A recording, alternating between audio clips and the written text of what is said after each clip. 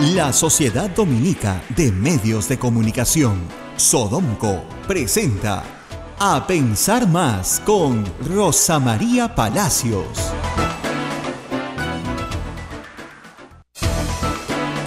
8 de la mañana con 2 minutos, señoras y señores, muy buenos días.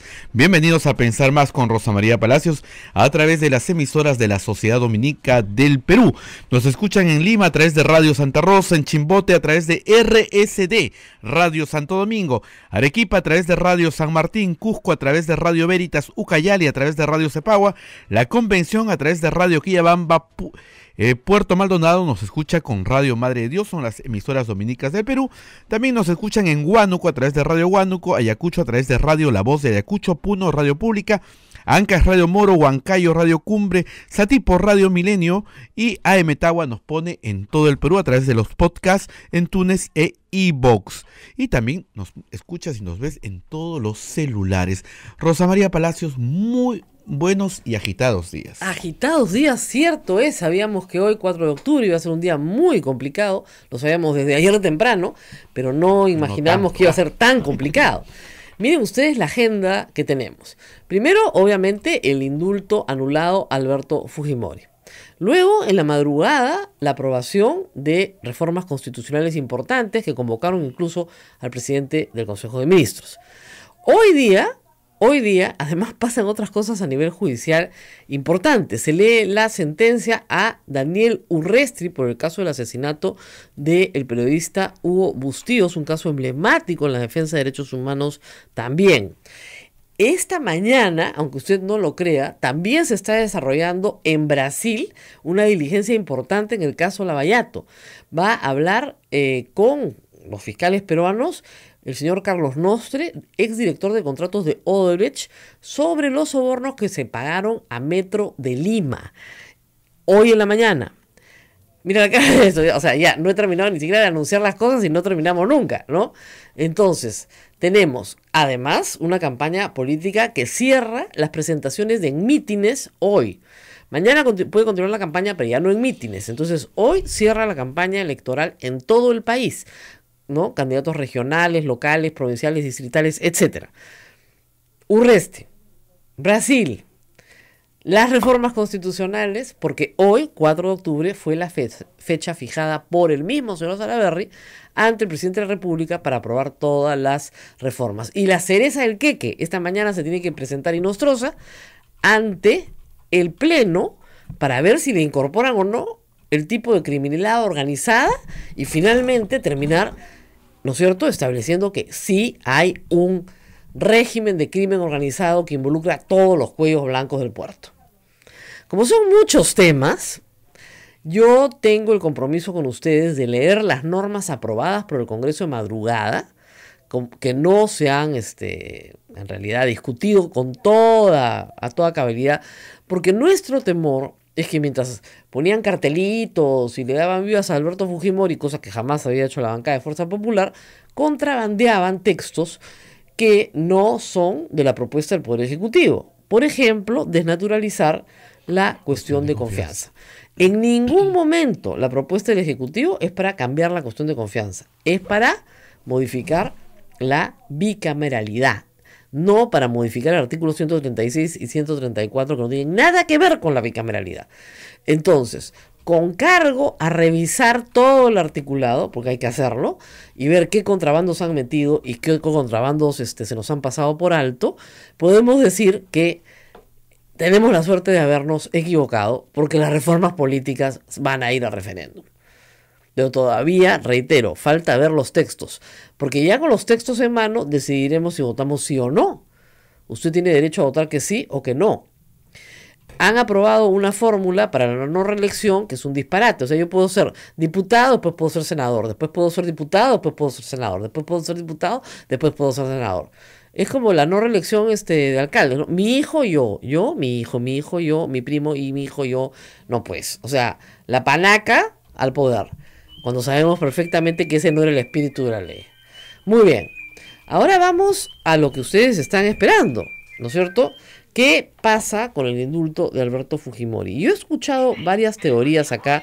En unos segundos estamos con Raya Cóndor, que está con nosotros, es el celular que suena, y con la doctora Gloria Cano. ¿Qué es lo que pasó?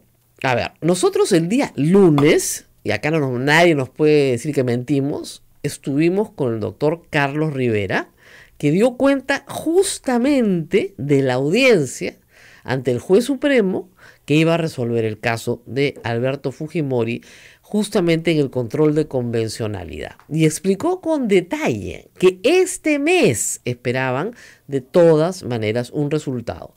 ¿Por qué este mes? A ver, yo he escuchado decir que la Corte Interamericana le dijo a los demandantes que se regresen a su país para que resuelvan el caso ahí. Eso no es cierto. Lo que dijo la Corte Interamericana es: se ha faltado al derecho a la justicia para los familiares del caso de Barros Altos y La Cantuta. Eso es lo que dijo. Lo que pedimos es que en el Perú, por control de la convencionalidad de esta Convención Interamericana, se tome la decisión de anular el indulto o no. Y tienen de plazo para hacerlo hasta el 29 de octubre.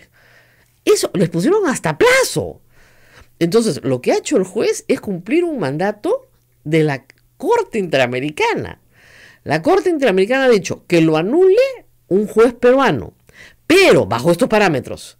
No se ha cumplido con el derecho a la justicia, no se ha cumplido con los artículos tales y tales de la Convención Interamericana de Derechos Humanos. Por lo tanto, un juez de ejecución, en vía de control de la ejecución de la sentencia, tiene que decir, ¿no es cierto?, si se está cumpliendo o no con lo que nosotros estamos disponiendo.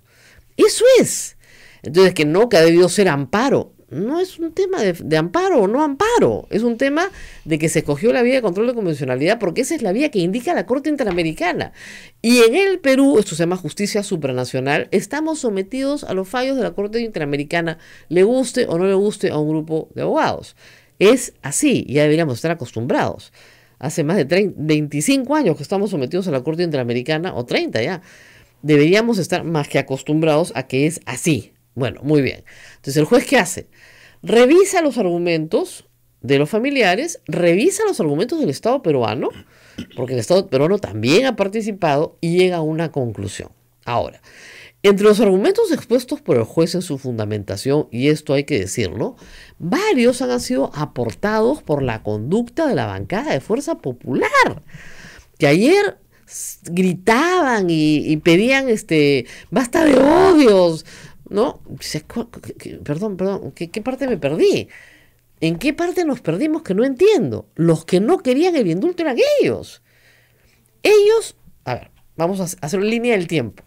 Cuando Alberto Fujimori pide su indulto, inmediatamente Rosa Bartra aparece con una acusación contra Pedro Pablo Kuczynski. Y tramitan una vacancia express.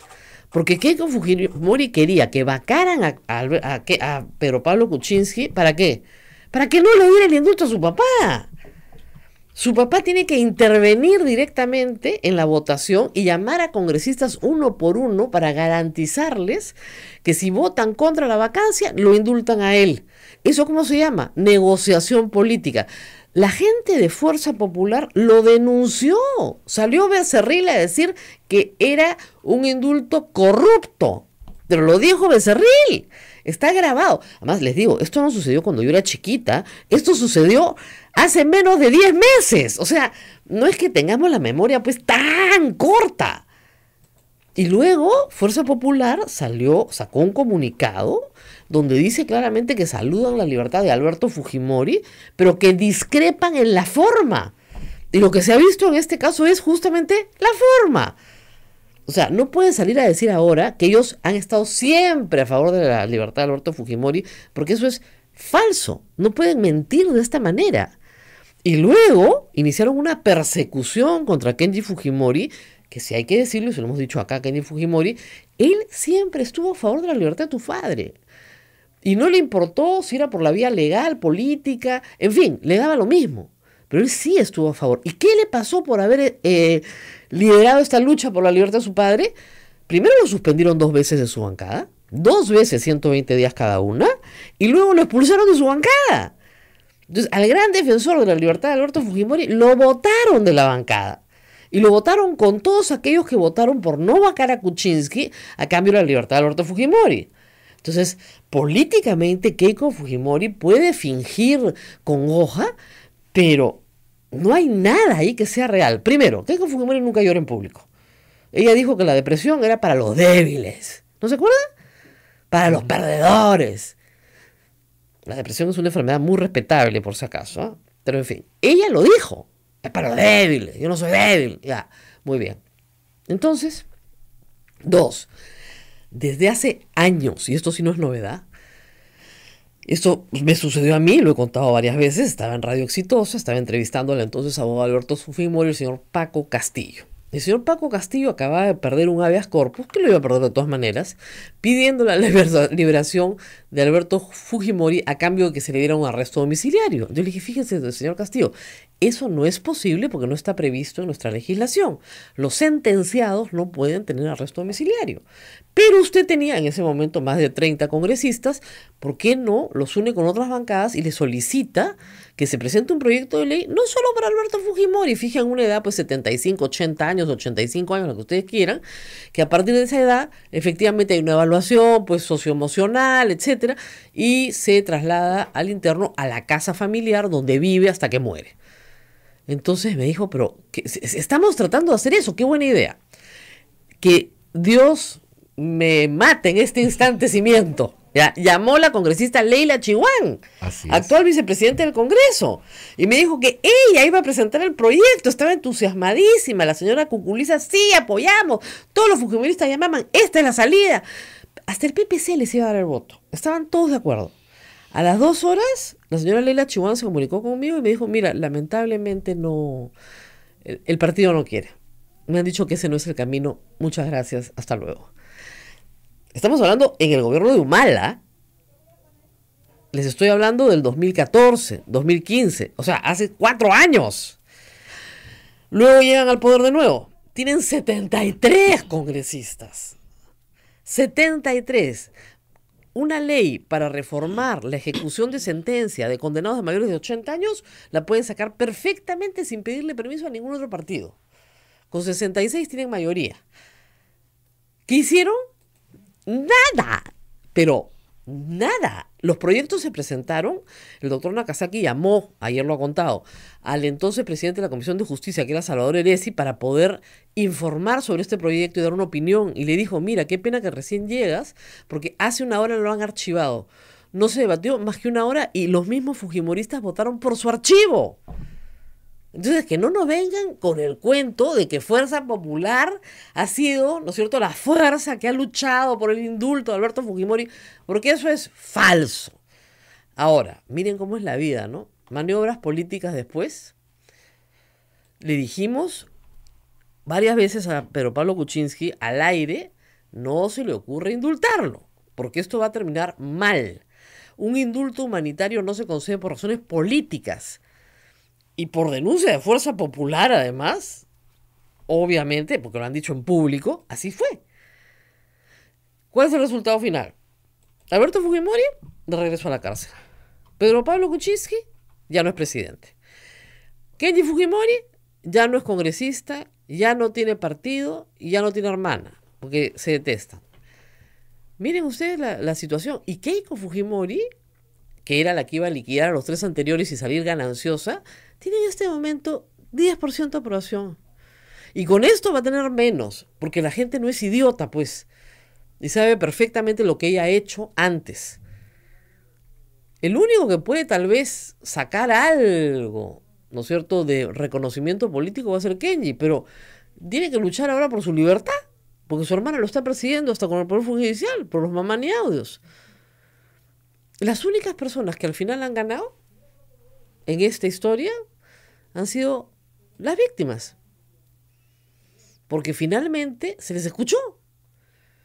Y como dije al principio, no es que no les dieron la razón en la corte y los mandaron al Perú de regreso, que eso es lo que he escuchado de varios abogados, que eso es absurdo. La doctora Gloria Cano está ya con nosotros, vamos a hacer una pausa y él le va a explicar claramente cuál es el procedimiento y por qué no es verdad que tenían que irse por el amparo y que esa era la única vía que había, y que como esa vía era larga, se fueron por una vía que no era la vía.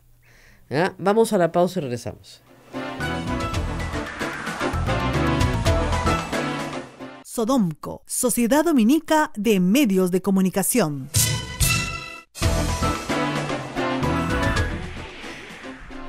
Continuamos con el programa Pensar Más, 8 de la mañana con 18 minutos. Rosa María Palacios conversa con la doctora Gloria Cano, con la señora Raida Cóndor y con Gisela Ortiz, que se acaba de unir a la mesa. Y bueno, vamos a conversar en primer lugar con la doctora Gloria Cano, que ha asumido junto con el doctor Carlos Rivera la defensa de las víctimas, no por primera vez, sino hace muchísimos años, conoce expediente mejor que nadie, tiene mucha experiencia en la materia. Y quería empezar por las objeciones jurídicas que han hecho algunos de los colegas, señalando que la vía era la acción de amparo, agotar la instancia nacional, luego llegar a la Corte, que ustedes se han ido de frente a la Corte por control de la ejecución de una sentencia ya dada, y que por esa vía han alcanzado un resultado que no corresponde. Doctora Cano, ¿qué responde a eso? Digamos, argumentos de personas que tal vez no conocen el sistema interamericano de derechos humanos. Nosotros hemos llevado muchos casos al sistema y en su mayoría los casos los hemos ganado, porque llevamos causas que han tenido un fundamento, y en el caso de Barrios Altos y La Cantuta son casos que están pendientes de cumplimiento de sentencia. Y por ello es que nosotros, en supervisión de cumplimiento de sentencia, es que acudimos ante el sistema interamericano, porque hay una obligación. Los procesos judiciales instaurados al interior fueron provocados precisamente por esa obligación que tiene el Estado de investigar, juzgar y sancionar. Pero en esa sanción, en esa ejecución, es que la justicia, como dice la Corte en algunas sentencias, no puede ser ilusoria. No pueden investigar, juzgar y sancionar e indultar a una persona sin tomar en cuenta los criterios, sin tomar en cuenta el estándar interamericano. Ahora, para que quede claro para todos, entonces, escuchen bien esto, porque a veces esto no se entiende. La Cantuta y Barrios Altos tienen una sentencia de la Corte, no solamente del Perú, sino de la Corte Interamericana de Derechos Humanos. La Corte, por tanto, tiene el deber de exigir que esa sentencia se cumpla y controlar su cumplimiento. Y las víctimas tienen derecho a recurrir directamente a la Corte cuando sospechan o creen o pueden probar que no se está cumpliendo con su propia sentencia. Y ahí la gran diferencia. Si no hubiera habido una sentencia, ¿no es cierto?, la Corte no podía entrar de frente. Efectivamente, nosotros no podíamos acudir en un caso X directamente a la Corte. Aquí es en cumplimiento de la sentencia, en ejecución de sentencia. Y por ello es que nosotros señalamos ante la Corte que parte de la reparación, que es la justicia, no se estaba cumpliendo. Lo hicimos en Barrios Altos cuando, recuerden que le rebajaron la pena a todos los miembros del destacamento Colina, a Vladimiro Montesinos, etcétera, y la Corte corrigió. La Corte le obligó al Estado a hacer una corrección al respecto. Igual, en este caso, por eso es que acudimos a la Corte. La Corte lo que señaló es que el Estado se haya presentado con un discurso señalando de que habían dentro del Estado, en la justicia interna, mecanismos para poder resolver y poder evaluar el indulto. Perfecto. Y es por eso que la Corte señala, ojo, hay este mecanismo, pero tienes que tener estos criterios. Y señala los criterios. ¿Cuáles son señala los criterios, el estándar? Doctora? Porque según algunas voces que he escuchado jurídicamente muy doctas, dicen que ustedes perdieron en la Corte y que los mandaron de regreso al Perú. A ver, muy bien. ¿Qué es lo que dice la Corte sobre los estándares que tiene que cumplir la ejecución de sentencia en el Perú? Bueno, primero dice la Corte que el Estado tiene la obligación de cuidar la salud de todos los internos. Eso no hay ninguna duda, y que el Estado tiene la obligación de hacerlo.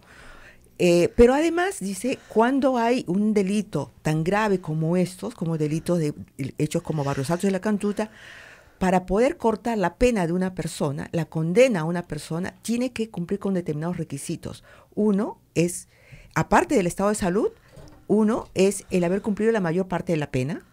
Dos, que haya un reconocimiento expreso del condenado sobre los hechos por las cuales fue condenado, que haya una rehabilitación del condenado, que haya cumplido con el pago de la reparación civil, que también estaba en la sentencia, y que tiene que verse, evaluarse el efecto en las víctimas y en la sociedad. Entonces, hay requisitos que nunca se evaluaron. Kuczynski jamás se quiso reunir con los familiares, a pesar del pedido de los familiares de reunirse con él.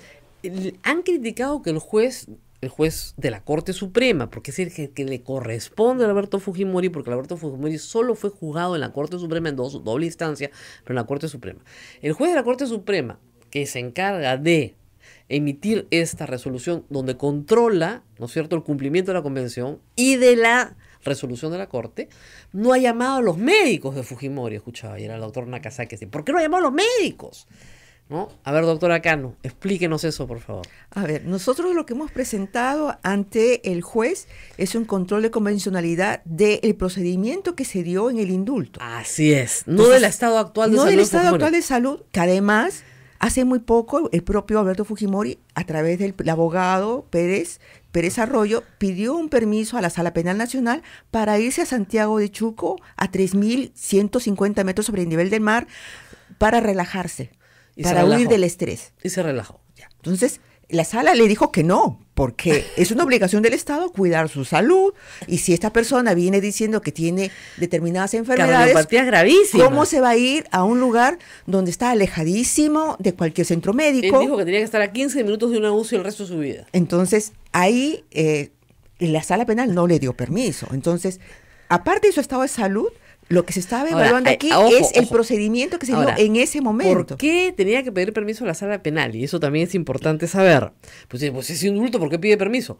Porque está procesado por el caso Pativilca. Efectivamente. Entonces, el caso Pativilca está fuera del indulto.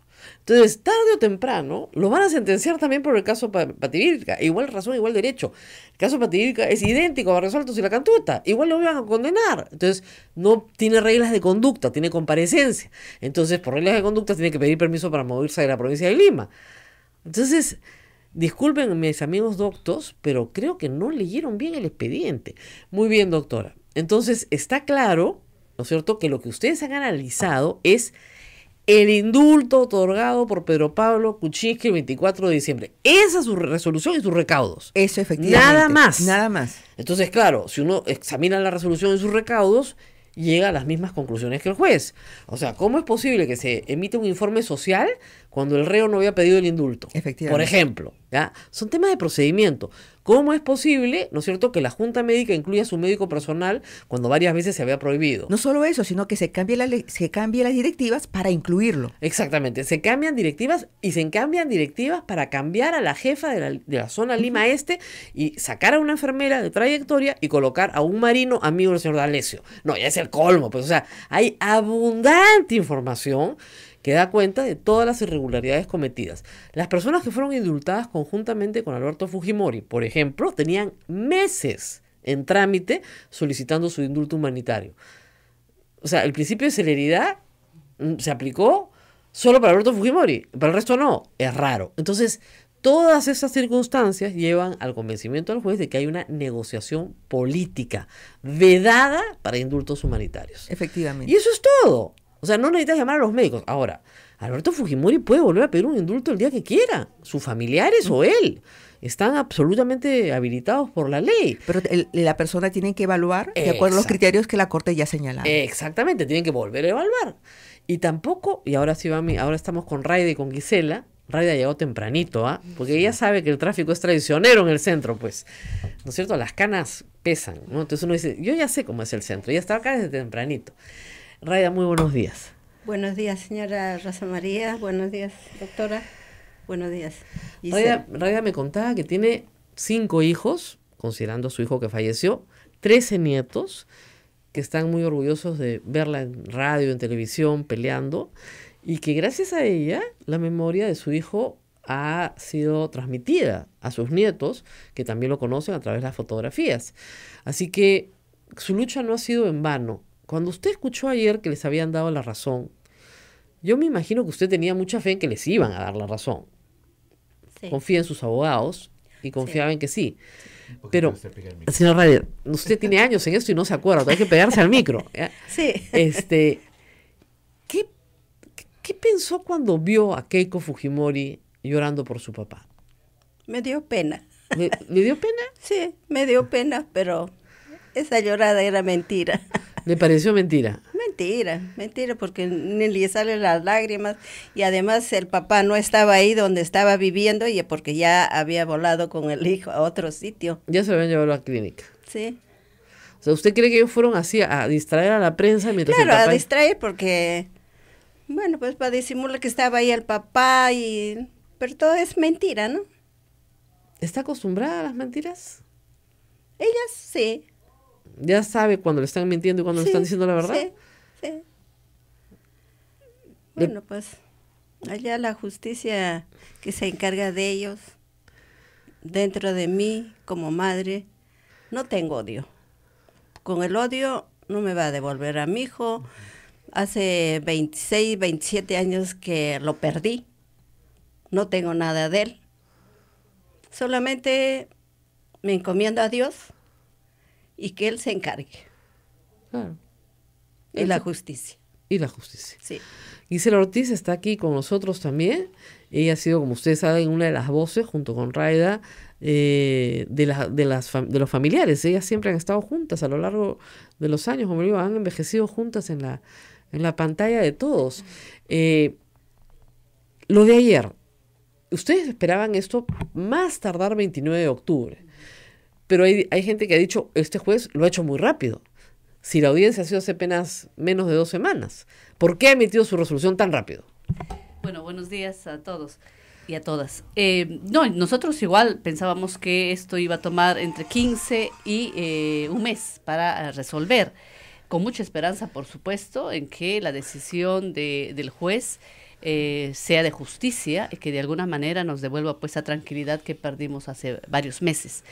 Sí reconocemos también que, tratándose del indulto a Fujimori, la celeridad del juez se justifica justamente en la respuesta que todos estamos necesitando. Definitivamente su decisión no nos va a gustar a todos, pero como familiares estamos satisfechos de que la justicia haya retomado su camino, que en algún momento se desvió por razones políticas y que se permita pues que las sentencias ya ratificadas por la Corte Suprema de nuestro país se cumplan para satisfacción de los familiares. Ahora, ¿no? es derecho la defensa de Alberto Fujimori a apelar y de hecho ya lo hicieron ayer. ¿Prevén ustedes que una apelación pueda resultar favorable a Alberto Fujimori? Bueno, lo que hay que considerar es, como ya lo señaló la doctora Gloria, que aquí estamos en el marco del cumplimiento de una sentencia internacional de la Corte Interamericana y una obligación del Estado de cumplir esa sentencia en el marco que la propia resolución de la Corte lo establece. La Sala Penal de la Corte Suprema, que debe haber esta apelación, tiene que enmarcar su decisión en estos, de alguna manera, requisitos que la propia Corte ha señalado.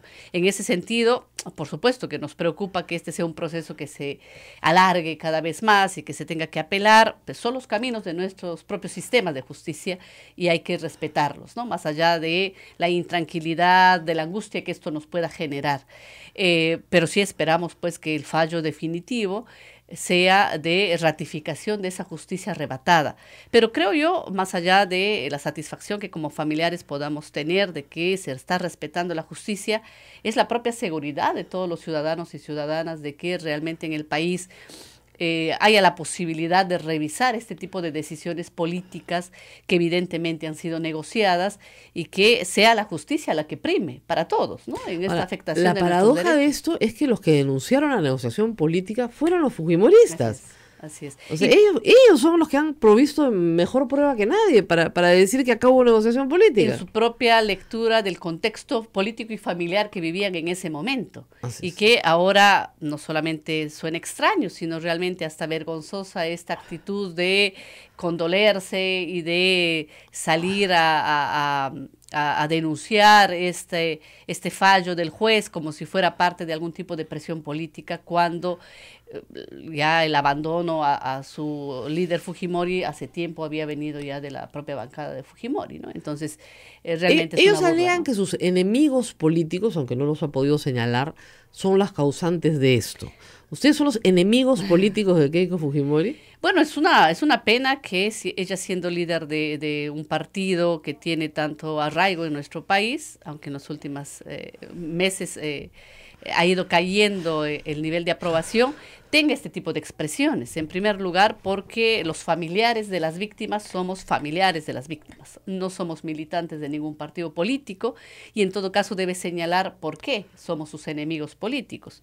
Si ella piensa que accionar nuestros derechos ante los sistemas de justicia nacional o internacional es parte de una actuación política interesada, tiene que decirlo también. Pero es una falta de respeto no solamente al dolor de las víctimas, sino a nuestros derechos, que están consagrados también en la Constitución, este derecho a la justicia, que nos asiste. Y por otro lado, pues es una lectura errada pensar que todo ciudadano que se defiende de una serie de atropellos, en este caso la pérdida de la vida de nuestros familiares, está pues actuando por odio. Es simplemente el convencimiento de que la verdad nos acompaña y de que tenemos derecho a la justicia.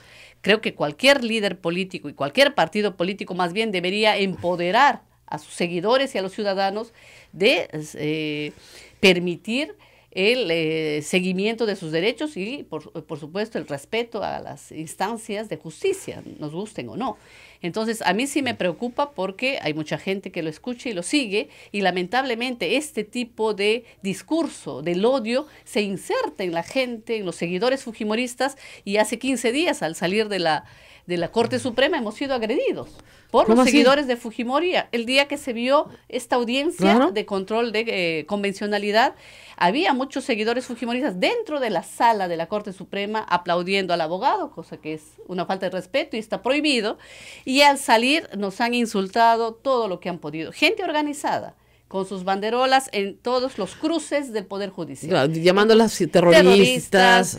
Madres de terroristas que nos pagan por todo eso. O sea, agraviando la memoria de nuestros familiares 26 años después de esta muerte injusta, insultando a las madres que, como Raida, son personas mayores de edad, empujándonos en las escalinatas del Palacio de Justicia, y realmente ese es el riesgo que corremos. Entonces, yo creo que por eso es peligroso este tipo de actitudes, no solamente de Keiko, sino también de los congresistas fujimoristas, de confrontarnos a los familiares con sus seguidores, como si nosotros fuéramos los culpables de estas decisiones que se tomaron en los años 90, decisiones políticas que acabaron con la vida de nuestros familiares. Entonces, no hay que olvidarnos quiénes somos las víctimas, y que cada acción que los familiares emprendemos, una acción legal, una acción pública, una protesta, lo hacemos en defensa de nuestros derechos. Bueno, vamos a la pausa, muy interesante. Regresamos con Gloria Cano, Raida Cóndor, Gisela Ortiz. Estamos hablando del indulto anulado a Alberto Fujimori. Volvemos.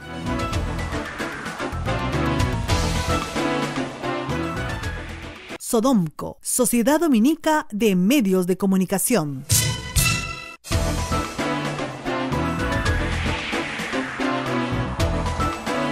Continuamos con A Pensar Más con Rosa María Palacios a través de las emisoras de la Sociedad Dominica de Medios de Comunicación. Lima nos escucha a través de Radio Santa Rosa, Chimbote a través de RSD Radio Santo Domingo, Arequipa Radio San Martín, Cusco Radio Veritas, Ucayali Radio Cepagua, La Convención Radio Quillabamba y Puerto Maldonado Radio Madre de Dios. También nos están escuchando en Huánuco a través de Radio Huánuco, Ayacucho Radio La Voz de Ayacucho, Puno Radio Pública, Ancas Radio Moro, Huancayo Radio Cumbre, Satipo Radio Milenio y AM Tagua. Nos ponen los podcasts en todo el Perú a través de búscalo en Tunes e iVoox. Rosa María. Bueno, muy bien, y me toca preguntarle a la doctora Gloria Cano, ¿qué perspectiva puede tener la apelación de Alberto Fujimori? Bueno, ya emitida la declaración del abogado de Alberto Fujimori, que ya presentó el recurso de apelación, esa tiene que subir a la Sala Penal Especial de la Corte Suprema. Esta sala tendrá que definir si revoca o confirma el fallo del juez. Uh-huh. Nosotros pediremos igual, ahí debatiremos nuevamente con el abogado de Alberto Fujimori la procedencia de este recurso. Nosotros esperamos que sea ratificado, porque creemos que esta sentencia y esta resolución, y nosotros la hemos leído, son más de 200 páginas, pero está muy bien fundamentada, punto por punto, desde dónde nace, incluso la potestad que él tiene para fallar, de dónde sale su competencia para fallar. Entonces, creemos, la verdad que me parece muy difícil poder rebatir los argumentos que se han señalado, sobre todo los argumentos que han venido a la defensa de Alberto Fujimori indicando. pero esperemos nosotros que esto sea lo más pronto posible. De igual manera, nosotros ya estamos comunicando a la Corte Interamericana, porque el plazo se vencía a fin de mes. El 29, hasta, ¿no? Hasta el 29 tenemos plazo para informar, pero ya estamos nosotros informando en forma inmediata lo que ha ocurrido para que la Corte sepa por nuestra información, seguramente que también lo hará el Estado, cuál ha sido la resolución en primera instancia y que estamos pendientes de una segunda, ¿no? Así es. Bueno, interesante, me están mandando nuevamente el comunicado del Comité Ejecutivo Nacional del Partido Fuerza Popular 4 de enero, que dice lo siguiente: saludar la libertad del expresidente Alberto Fujimori a pesar de discrepar con la forma en la que se logró. Ya está, estuvieron en desacuerdo con la forma, o sea, ¿por qué ahora quieren que siga en libertad? O sea, no entiendo nada. ¿Por qué? Ellos en enero discreparon de la forma y luego votaron a todos los que votaron a favor de la permanencia en el cargo de Pedro Pablo Kuczynski, o sea, de la no vacancia. Y al que más, digamos, maltrato le han prodigado es a Kenji Fujimori, que lo votaron del partido, del Congreso, de la familia, de donde pudieran. Pero todos sabíamos que había habido un pacto político, pero los detalles los hemos conocido justamente por los videos que ellos publicaron, ¿no? Así es, o sea, no hay discusión para ustedes que fue una negociación política. Por supuesto. No hay. Y para el juez tampoco, ¿no? Para nadie, creo. Y en la medida en que sea una negociación política no es viable el indulto. Efectivamente. No, o sea, es un indulto humanitario, es un acuerdo político que lo disfrazaron de un indulto humanitario. Claro, porque hay que recordar, doctora Cano, y sería bueno que se lo recuerde al público, ¿por qué no es posible un indulto común para Alberto Fujimori? Bueno, Alberto Fujimori está condenado por graves delitos que han sido calificados por la propia justicia interna como delitos de lesa humanidad. Ahora, el doctor Nakazaki insiste que eso es falso, que no existe la palabra lesa humanidad. Mira, eso fue un punto que nosotros peleamos dentro del juicio y hubo una discusión y un debate precisamente sobre eso. Nosotros decíamos, esto es un delito de lesa humanidad. Si bien es cierto, en nuestro Código Penal en ese momento no estaba incluido los delitos de lesa humanidad, pero siendo un crimen de carácter internacional, sí se aplica. Y por ello es que nosotros señalábamos, esto tiene las características de un delito de carácter internacional. La Corte llama graves violaciones a los derechos humanos. Y lo que esa etiqueta, si ustedes quieren, otorga, es el carácter de imprescriptibles. Esa es la gran discusión. Y por lo tanto, si el crimen es imprescriptible, por eso se está juzgando Pativilca. Claro, nosotros, mire, más allá de incluso que se trate de que no sea delito de lesa humanidad, pongamos en el supuesto de que no le quitamos la etiqueta de delito de lesa humanidad. Es una grave violación a los derechos humanos y por lo tanto imprescriptible y las obligaciones del Estado continúan. Así es, no es posible decir que ya pasaron del 92 a la fecha 26 años y que en ese momento homicidio calificado no tenía más de 25 años, por lo tanto ya prescribió. No, ya la Corte lo señaló. La Corte en la sentencia de Barrios Altos dijo que esos eran obstáculos que el Estado estaba en obligación de remover. No puede haber amnistías, no puede haber pedidos de prescripción, no puede haber ningún obstáculo que impida a las víctimas acceder a justicia. Y señala la Corte que la justicia no solamente es el investigar, juzgar y condenar, sino también que en esta condena, en esta ejecución, tampoco haya argumentos que disfracen estas acciones con impunidad. No puede sellarse con impunidad la lucha de los familiares. Y eso es lo que señala la Corte. Señora Raida, yo le voy a hacer una pregunta un poco indiscreta. ¿Cuántos años tiene usted? 73 años. 73. Sí. Pues bien llevados, ¿ah? ¿A usted le molestaría que haya una ley que permita que los mayores de 80 años cumplan la condena en su casa? ¿Y que se aplicara a Alberto Fujimori? Bueno, por mi parte, se los dejo a la justicia si le dan arresto domiciliario o que le devuelvan a la cárcel. ¿Usted no se opondría? No. ¿Gisela?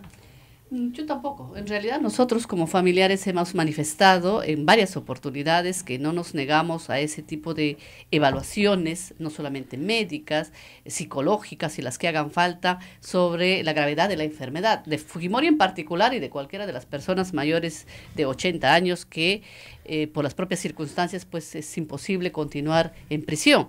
Lo que aquí no queremos, y lo decimos y lo repetimos, es que se burlen no solamente de esta lucha tan larga de los familiares, sino del propio derecho que tenemos a la justicia. Manoseadas enfermedades que aparecen y desaparecen de Fujimori, lo sentimos así, como una burla. Por eso es que no podemos aceptar un informe médico de una comisión que se cambia de la noche a la mañana con un interés particular, o que incluye al médico personal de Fujimori para emitir una opinión que todos debemos creer, cuando ya vamos desde la época del juicio Fujimori. Gisela, si a ustedes los hubieran llamado desde el Estado y les hubieran dicho, ya sea desde el Congreso o desde el Poder Ejecutivo, vamos a promover un indulto, pero Alberto Fujimori quiere reunirse con ustedes, quiere pedirles disculpas por lo que pasó, quiere explicar lo que pasó. ¿Ustedes hubieran asistido a esa reunión? Yo creo que no. O sea, es bien complicado para nosotros manejar emocionalmente también las circunstancias. Obviamente. No podemos olvidarnos de la noche a la mañana, no solamente la pérdida de nuestros familiares, sino lo que han significado todos estos años. Y eso se ha acentuado por la propia actuación de los fujimoristas, de Fujimori también en particular, y eso ha ido acrecentando no solamente el dolor que nosotros sentimos, sino también la propia desconfianza. ¿Cuán sincero puede ser realmente un pedido de perdón? Es una cosa que cada uno de nosotros tendría que evaluar. Pero de todas maneras, sí hubiera sido valioso e importante ese gesto de llamarnos y de explicarnos. Es decir, no podemos actuar de espaldas a las víctimas dándole un beneficio, como fue el indulto, a quien es el responsable de la muerte de nuestros familiares. Eso es, creo, algo que criticamos hasta ahora. Y lo hemos pedido también al actual presidente Vizcarra. ¿Por qué no convoca a los familiares y desde el Ejecutivo pide perdón por lo que hizo el Estado? Porque el Estado nos ha traicionado en la Navidad del año pasado, al actuar políticamente pensando en el violador de derechos humanos, pensando en el condenado y no en los familiares, como si no existiéramos como ciudadanos. Entonces, yo sí creo que tiene mucho valor político el que nos convoquen, nos llamen, nos informen, nos cuenten, porque tiene que ver con la mitad de nuestra vida. 25, 26 años de lucha es más de la mitad de nuestra vida, dedicada a este tema, cuando es el Estado el que debería accionar para garantizarnos la justicia. Y más bien estamos casi confrontándonos al Estado que actúa en contra de ese derecho, ¿no? Entonces, y no solamente el Estado, usted lo ha narrado bien y creo que hay que resaltarlo. Si en la última audiencia que han tenido, justamente hace 15 días, para ver este caso, tienen a una portátil del fujimorismo insultándolos, o sea, ¿de qué paz podemos hablar y de qué reconciliación podemos hablar? Y por eso este discurso de no más odios, no más rencores, por supuesto. O sea, nadie quiere vivir confrontado de esta manera. Nadie quiere salir a la calle para que te insulten y te terruqueen como si nada. O sea, eso es una cosa tan grave. A mí me indigna, porque lo que defendemos es la dignidad de nuestra familia. Es lo que va a quedar. Claro. Cuando la memoria, todo lo que significa nuestra familia es lo que queda para nuestros herederos, queda para nuestra tierra, etcétera. Entonces, no podemos permitir pues que nos llamen delincuentes, que nos llamen asesinos, familiares de terroristas, cuando nada de eso no solamente es real, sino nada de eso ha sido probado durante todo este tiempo. Entonces, seguir manejando a un grupo de gente para que nos agravie de esta manera personalmente y a través de las redes sociales, etcétera, pues también debería llamar la atención a quienes han hecho ahora de este tema del no más odio ni más rencores parte de su discurso político, ¿no? Así es. Por ejemplo, yo he puesto el tema de que no parece las lágrimas de Keiko muy reales, por lo menos no, como dijo el doctor Nakazaki, ojalá se hubiera quebrado antes, ¿no? Y las respuestas de sus seguidores son groserías. Groserías. Entonces, ¿quién es el que odia acá? ¿El que pone groserías en el Twitter? ¿Seguidor de Keiko Fujimori o las personas que están buscando justicia? Vamos a la pausa y volvemos. Sodomco, Sociedad Dominica de Medios de Comunicación. 8 de la mañana con 53 minutos. Continuamos con A Pensar Más con Rosa María Palacios. Bueno, Rosa María. le agradezco a todos los que nos están escribiendo porque me dicen que les parece muy bien que hayamos juntado aquí a los voceros de las víctimas, a su abogada, y que sí han tenido oportunidad de hablar en otros medios, pero más le dan a los, creo, abogados de Fujimori o a los abogados de facto de Fujimori, porque algunos no se presentan así, y también a esta emergente preocupación de Fuerza Popular por Alberto Fujimori, que a mí me tiene tan sorprendida como a muchos, ¿no? Eso hay que recordarlo un poco, doctora Cano, porque usted durante toda la defensa de los familiares, digamos, nunca ha tenido al partido Fuerza Popular presente, ¿no es cierto? Como una fuerza política que le demanda a usted determinadas cosas. Más bien, yo recuerdo que la señora Letona dijo que ella no conocía a Alberto Fujimori y que Alberto Fujimori no pertenecía a su partido. Eso lo dijo el año pasado. No, perdón. Es un líder histórico, un fundador, pero nosotros no tenemos nada que ver con él. Nada, digamos, para ponerlo más bestia, Alberto Fujimori no es fujimorista. No es de fuerza social. Popular. No es de fuerza popular. No pertenece a nuestro grupo. Ah, bueno, caramba, ¿no? Entonces, y ahora es, ¿por qué, papito lindo? No, entonces tú dices, ¿qué pasó acá? ¿Está usted sorprendida de esta reacción o no? Lo que hicieron primero fue desfujimorizar el partido. Incluso yo recuerdo que antes de las elecciones, todavía la señora Letona era candidata, nos convocaron a una mesa de trabajo sobre las plataformas de derechos humanos que debían tener los candidatos. Acudieron de diversas contiendas políticas y entre ellas estaba la señora Letona, que era la que trabajaba el plan de gobierno de Keiko Fujimori. Y yo asistí con mucho recelo porque dije, aquí me van a insultar los fujimoristas, porque siempre salen con eso. Y me sorprendió porque se acercó a mí, me dijo que me admiraba, que siempre había estado pendiente de la lucha de los familiares, me abrazó, hasta se tomó una foto conmigo. Yo creo que estoy con una cara de terror en la foto porque yo dice, ahí está, que me abrazaba y todo el mundo ahí acostado, una foto con usted. Y ella dijo, yo siempre le he admirado y he admirado la lucha por los derechos humanos. Entonces, es otra Letona la que veo yo hoy día, o era una falsa la que vi antes de las elecciones. Dios lo sabe, no lo sabemos nosotros. Anoche, César Nakazaki dijo algo interesante, a pesar de que sus argumentos jurídicos no los comparto, pero yo sí creo que es una persona honesta, cree lo que dice, dijo que él se quedaba con la Keiko que conoció en Chile, ¿no? La que dejó todo, su matrimonio, su maestría, todo, por emprender una lucha política para sacarlo de la cárcel. Porque acordémonos que el Fujimorismo como movimiento político, después de que Fujimori regresa de Japón, tenía punto único de agenda, la liberación de Alberto Fujimori. Y luego vino este proceso en el 2010-2011 de no tenemos nada que ver con Alberto Fujimori, nos vamos a desalbertizar, proceso que se radicaliza en el 2015 cuando va a Harvard y dice, perdón, la Comisión de la Verdad me parece estupenda. Entonces, si le parece estupenda, le tendría que haber parecido estupendo también el informe de Barrios Altos y La Catuta que está en el informe de la Comisión de la Verdad, que le da la razón a las víctimas, ¿no es cierto? Y que efectivamente establece que el Grupo Colina es un grupo militar organizado dentro de la estructura del Estado, ¿no? Entonces, esto políticamente es muy confuso. Señora Raya, usted que es mayor que todos, ¿está tan confundida como nosotros o no? Sí. Sí. La verdad, no sé qué pensar, no sé qué decir, todo lo que dicen los fujimoristas, pero dentro de todo esto, nosotros somos los culpables. Yo que soy madre, ¿De qué puede ser los culpable? los verdaderos terroristas están encerrados, ya les han dado la cadena perpetua, pero siguen insultándome cuando voy al mercado. ¿Sí? Sí, ¿Quién insulta en el mercado? que soy la madre de un terrorista. ¿Eso le dicen en el mercado? Sí. Oye, me imagino que en el mercado usted tiene sus caseras que le dicen que Sí, eso... me dice, señora, le he visto, señora. Gracias, le digo. Siempre respetuosa, buenos días, buenas tardes. Pero hay uno que siempre me fastidia. Pero ya Desde acá le vamos a decir que no la fastidie, ¿ya? Hasta que último agarré y le dije, oye, tú eres padre, tienes hijos, ¿no? Sí, allá, le dije.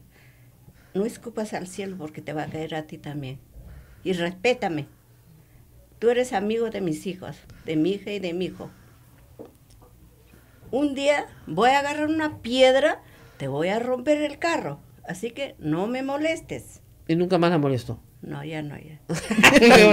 No haga esas cosas, señora Raya, que después tenemos que ir a rescatarla con la policía. No haga esas cosas. Pero sí es verdad, Pero entiendo. que me duele, que me digan, pues, terrorista, que Fujimori. Es que es el discurso que durante años y años han seguido dando. Todo el tiempo nos molesta. ¿Usted cree, eso le voy a preguntar a la doctora Gloria Cano, que había una revictimización? Sí. ¿Permanente? Había una revictimización permanente, o sea, los insultos, el estigma, siempre. Entonces, como contó Gisela, ese día de la audiencia se presentó esta portátil fujimorista a agredir a los familiares. Fue indignante. O sea, la gente se olvida de quiénes son las víctimas aquí.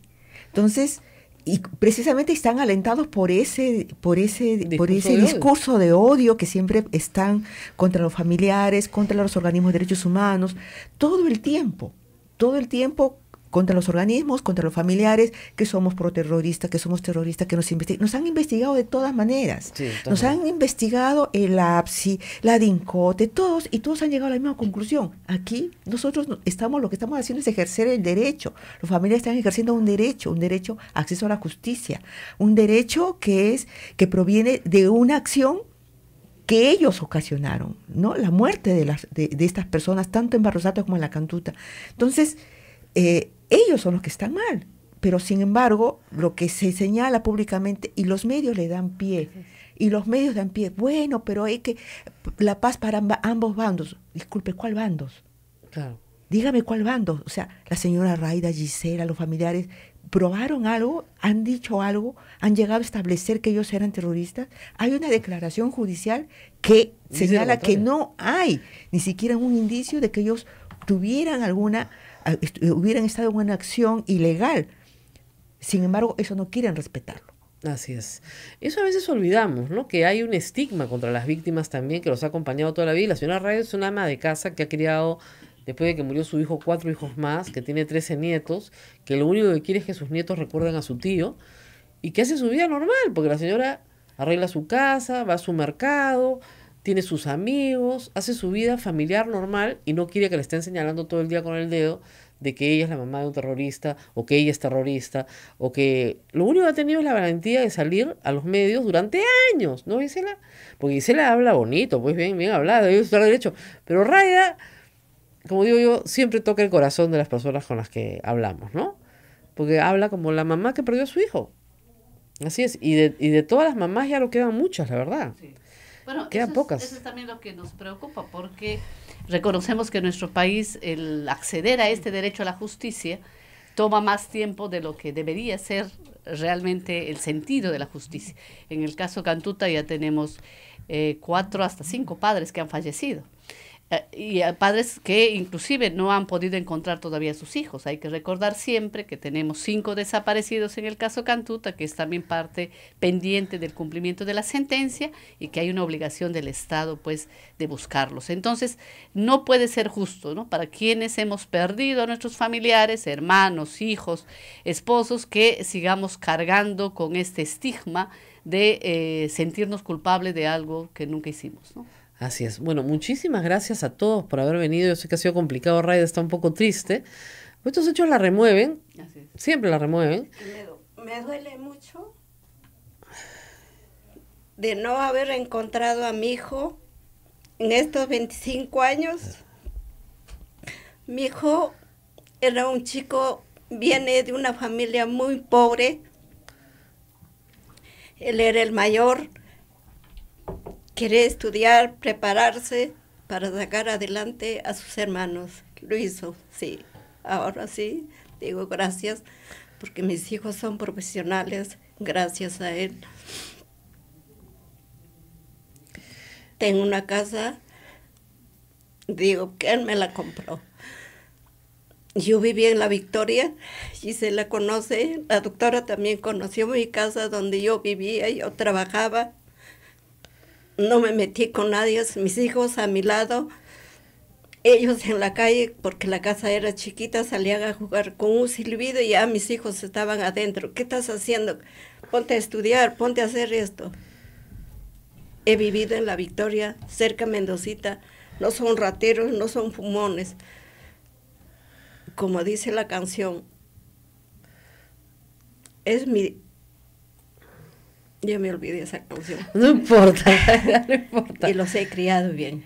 Claro. Respetuosos, señor, buenos días, señora, buenas tardes. Así son mis hijos, igual que yo. Claro, y usted no puede tolerar que efectivamente le digan Y que que usted ha me sido una digan que mala soy madre. la madre de un terrorista. No, a pesar de que mi hijo ya tenía 25 años cuando él entró a la universidad, siempre iba, siempre estaba, ¿qué estás haciendo? Siempre le encontraba estudiando en el salón o en el dormitorio que tenían, o arreglando la zampoña afuera, el bombo, porque él tocaba su zampoña. Y de eso viene, y el Martín igual toca también su zampoña. Así que no es terrorista, no soy la madre de un terrorista.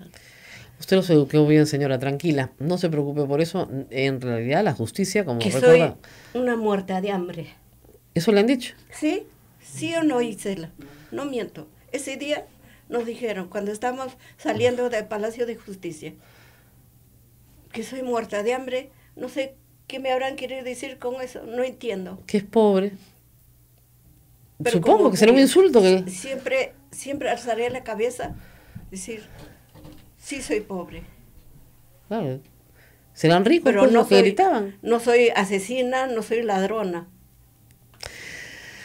Todavía hay mucho por trabajar en esto, ¿no, doctora Gloria? Y además hay otro proceso judicial, el proceso de Pativilca, que está en marcha también con otras familias que también perdieron a sus familiares y también ellas esperan justicia desde hace 26 años. ¿No? Y también está pendiente el proceso contra Martín Rivas, Pichilingue Guevara, Vladimiro Montesinos por el caso Cantuta. No, todavía no tenemos juicio. ¿Todavía no hay juicio contra ellos? no. Yo pensé que habían sido juzgados. No, tú recuerdas que ellos tuvieron su sentencia del fuero militar, en la cual se ampararon, por lo cual no fueron incluidos en el proceso del año 2001. Ajá. Y hasta ahorita estamos esperando el inicio del juicio oral contra Hermosa Ríos. Las Pero travesías Barrios Altos sí. Sí, Barrios Altos, sí. El caso de la Cantuta contra Martín Rivas, Pichilingue Guevara, Rivero Lazo, todos ellos, se ha acumulado al de Pativilca. Estamos esperando que se inicie ese proceso. Ahora, ¿estas personas siguen presas? Sí, siguen presas. Siguen presas. Por lo menos siguen presas. Muy bien, muchísimas gracias a todos ustedes. Ha sido muy importante tenerlos acá porque yo creo que grandes abogados que han circulado por los medios toda la tarde de ayer y hoy, en realidad ya todos los hemos escuchado. Es importante escuchar el punto de vista de las personas que están luchando justamente porque sea justicia desde hace 26 años y que la lucha ha sido muy larga y con muchos reveses y con una revictimización, como ha explicado la señora Raida, que está harta, constante de ella misma. Gracias a Gisela, gracias a Raida, gracias a la doctora Gloria Cano por estar con nosotros. Nos vamos, nos despedimos. Y por favor, a todos los que me están diciendo que no me olvide de Nostroza, de Urresti, no se preocupen, ¿ah? Yo sé hacer varias cositas a la vez, ¿ya? Como buena ama de casa, ¿no? Entonces, mañana nos vamos a ocupar de todas maneras de todo el resto del Hollywood Boulevard que tenemos acá.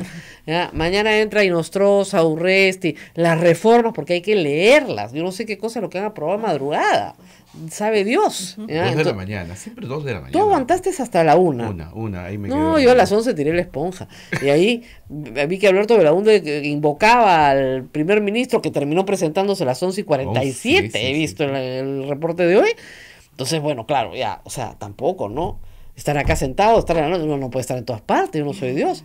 Nos tenemos que despedir, nos vemos nuevamente mañana. Felizmente tenemos una semana larga y complicada, pero vamos a seguir adelante.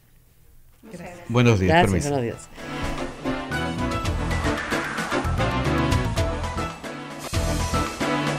Hasta aquí, A Pensar Más con Rosa María Palacios.